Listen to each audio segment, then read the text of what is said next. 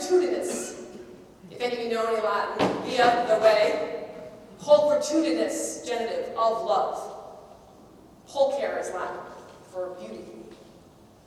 This is a great gift of the Anglican tradition, that we believe beauty itself draws to the heavens, declare the glory of God. This is why so much art is in our churches. And, contemporary art studios that we give for half price to people to demonstrate their art. Does that make sense? It's not just our art. We can become places that celebrate art. We believe that beauty is actually a language of God. Where we have gone wrong, where we've done beauty and not love and truth, a Catholic bishop that I worked for looked at me one day and said, if you look at a comic book and you think it's ugly, that's your business. But if you look at the Sistine Chapel and think it's ugly, this is what he yelled, you're retarded.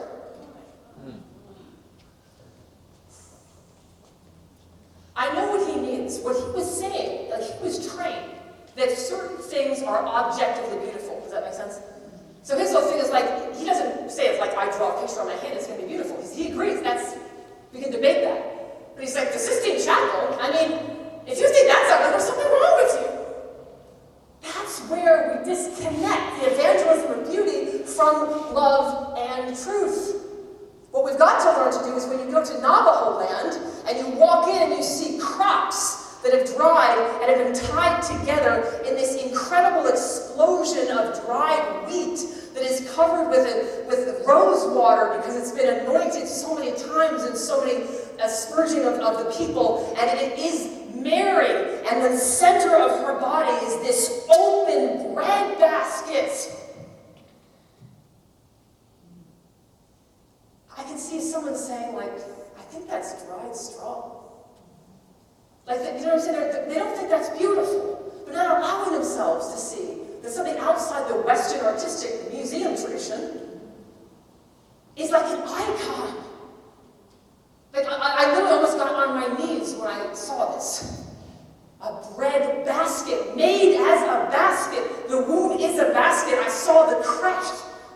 I saw the stable. I saw my own hands come together in every communion as a bread basket, that I am Moses who is saved.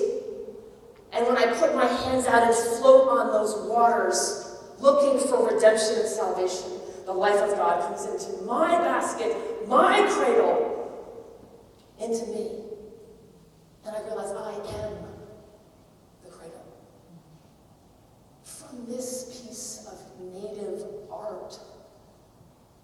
But when you're open to the way of love and you believe that beauty is a language that God speaks, and you're willing to say that each culture also has its own languages, we look for the ways that God breaks through.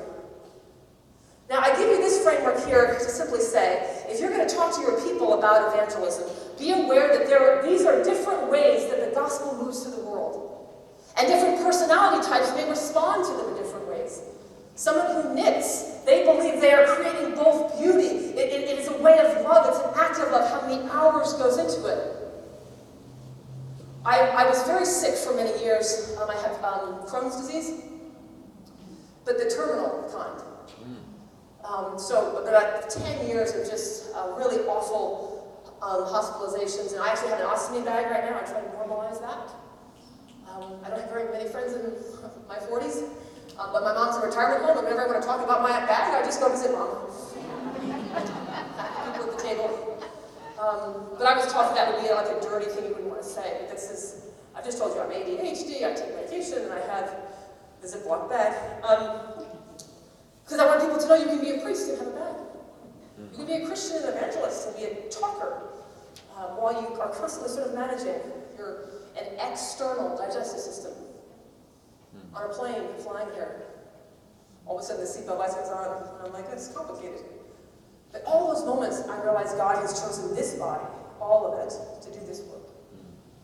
And I encourage all of you as you share your full selves with people. Every time you do that as a baptized person, you're giving someone another icon of what a baptized life looks like. And what is or isn't broken. I wish I didn't have this, frankly.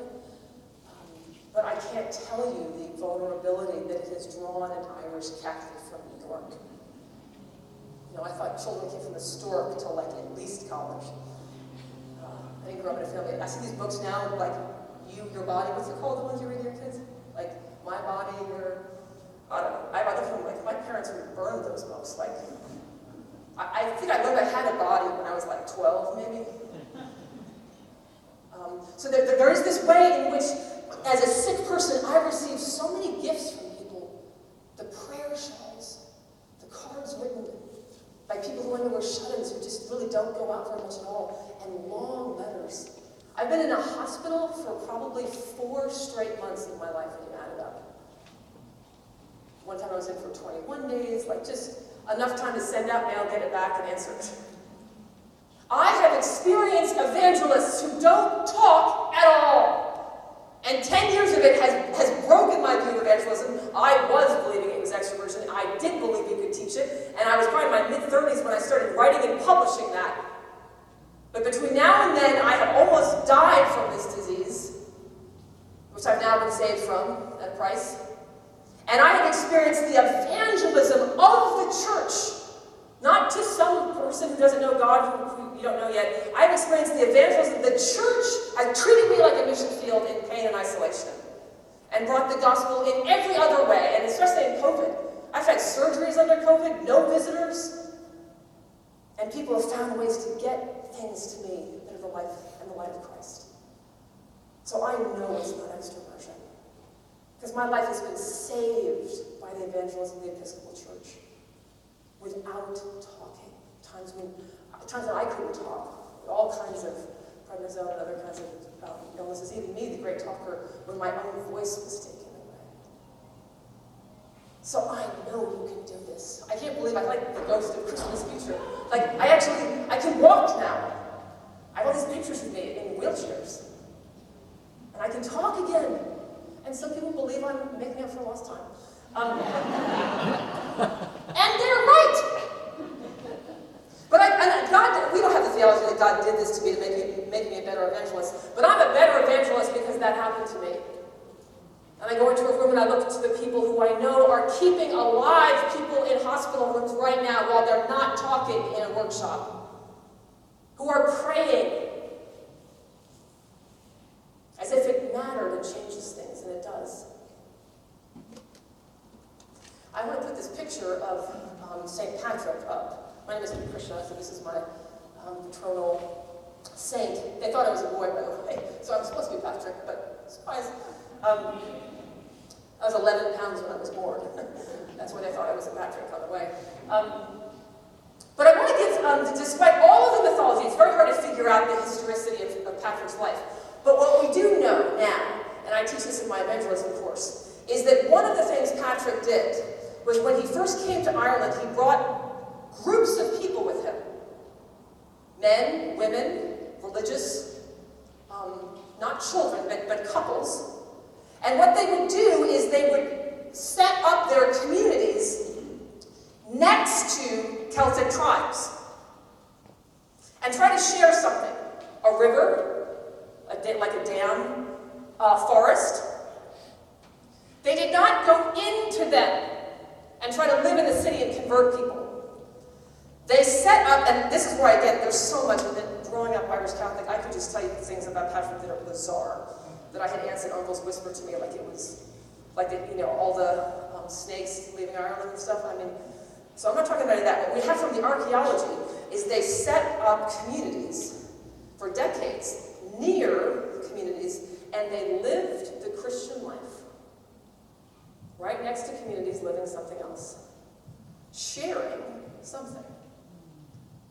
And then having to sort of negotiate how that sharing would happen, which were opportunities for grace, forgiveness, generosity.